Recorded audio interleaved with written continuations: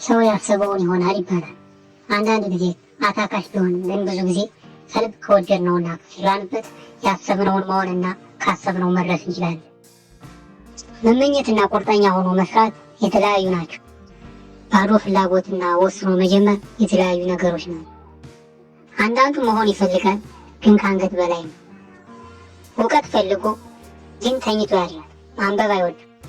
ሀብታም መሆን ፈልጎ ነገር ግን ስራ የተባለ ይጠላል፣ ያማርራል። ሀብታም መሆን ከፈለክ ስንፍናን ማማረጥን አስወግደህ ሌት ተቀን መስራት አለብህ። ከምታገኘው ፍላጎትህን ገጥተህ መቆጠብ ግድ ይልሃል። በምታገኘው ወጥተህ ከጨፈርክና ከተዝናናህበት ምንም አይነት ሁኔታ ሀብታም ልትሆን አትችልም። የምትፈልገውን ለመሆን ፍላጎትህን በመግታት ራስህን መቆጣጠርና መገደብ አለብህ። ለፈለግከውና ለወሰንከው ነገር ተገዥ መሆን አለብህ። መሆን የፈለግከውን በስፖርት አሪፍ የሰውነት ቅርጽ መያዝ ከሆነ ወደ ስፖርት ቤት መግባት የመጀመሪያው እርምጃ ነው። መግባት ብቻ በቂ አይደለም። ያለ መሰልቸት፣ ያለ ማቋረጥ ለረጅም ጊዜ መስራት አለብህ። ለውጥ በአጭር ጊዜ ላታመጣ ትችላለህ።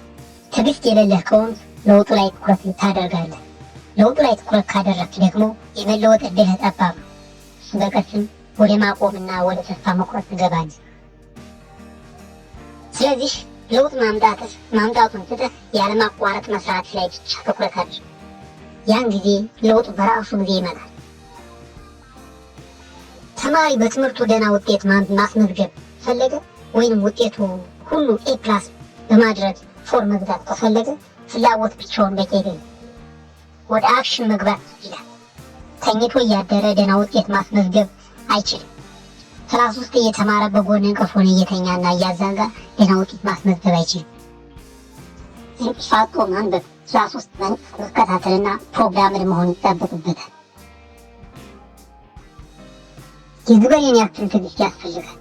አንድ ገበሬ መሬቱን አርሶ ዘሩን ዘርቶ ኮትኩቶ አሳድጎ አጭዶ አህዶ ፈልፍሎ ወደ ጎተራው አመት ጠብቆ እህሉን ይሰበስባል። አመቱን ሙሉ የመታገስ አቅም አላቸው። አመት ከጠበቁ በኋላ እህሉ ፍሬ አፍርቶ እንደሚሰበስቡ እርግጠኞች ናቸው።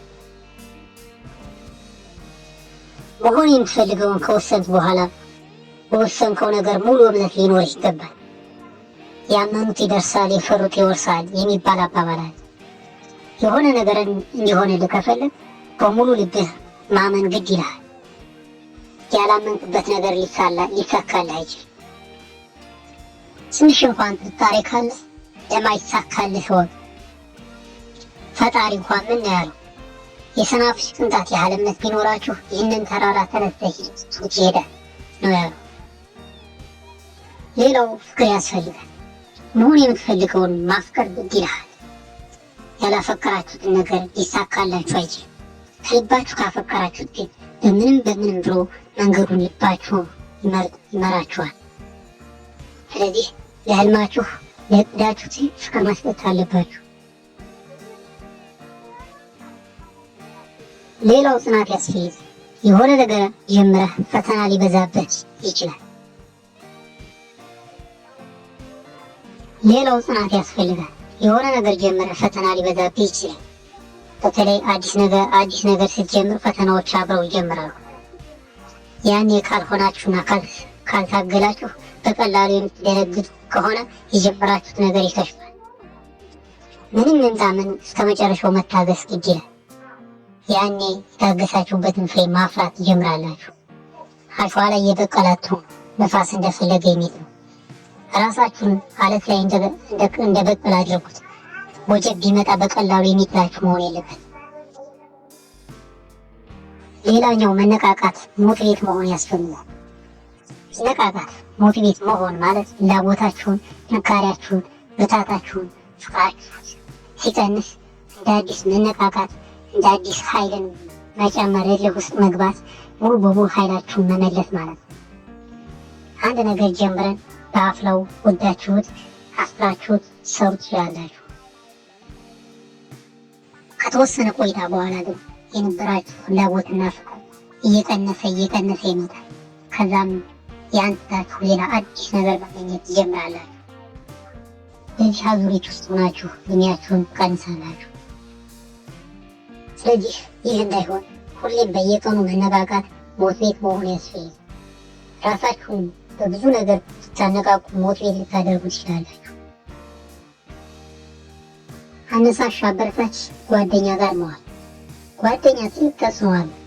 ወደኋላ የሚጎት አልፋዊ ኔጌቲቭ ነገር የሚያወራ ከሆነ አይጠቅምም። ዓላማ የሌለው ከሆነ እናንተንም ቀስ በቀስ ዓላማ ቢስ ያደርጋችኋል። ስለዚህ ጎበዝ፣ ጠንካራ፣ ትዕግስተኛ፣ ብልህና ዓላማ ያለው መካሪ መሆን አለበት። ሌላው ራሳችሁን ለማነቃቃት ጠቃሚና አነቃቂ መጽሐፍትን ማንበብ አለባችሁ። ከማንበብ የማይገኝ ነገር የለም። ያነበበና የተማረ ወጡ አይወጥ ይባላል ተረቱ። ስለዚህ አጉል ቦታና ጓደኛ ጋር ከምታሳልፉ ማንበብ እናንተን ለምትሰሩት ስራ በረታቻና ጠቃሚ መሆኑን ተረዱ። ሌላኛው ለፈጣሪያችሁ ተገዙ። ምንም ይሁን ያለ ፈጣሪ የሚሆን ነገር የለም። ሁሉ ነገር የሚያምረው ከፈጣሪ ጋር ሲሆን ብቻ። ስለዚህ ጸሎት ማድረግና የፈጣሪያችሁ ሕግጋት ማክበር ብልህነት ነው። ለምኑ ይሰጣችኋል ብሏል ፈጣሪ። በቅን ልቦና መለመንና ፈጣሪ መቅረብ ጠቃሚ ነው።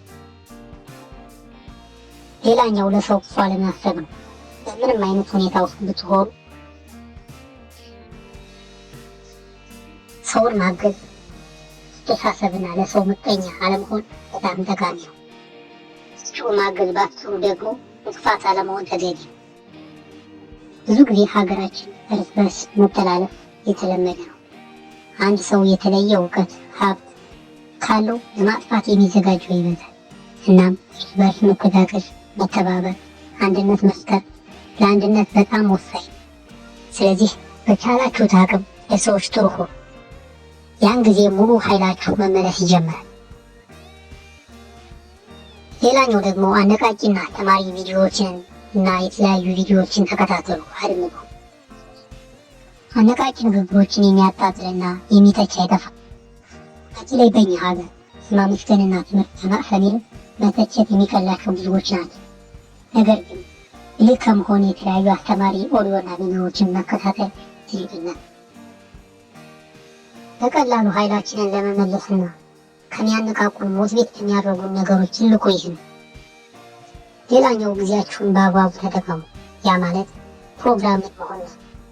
አንድ በፈለገው ሰዓት የሚጎትታችሁ መሆን የለበት። ሁሉንም ነገር በቅዳችሁ መሰረት ማስኬድ ከቻላችሁ ያሰባችሁትን ወር መሆን ይጀምራል።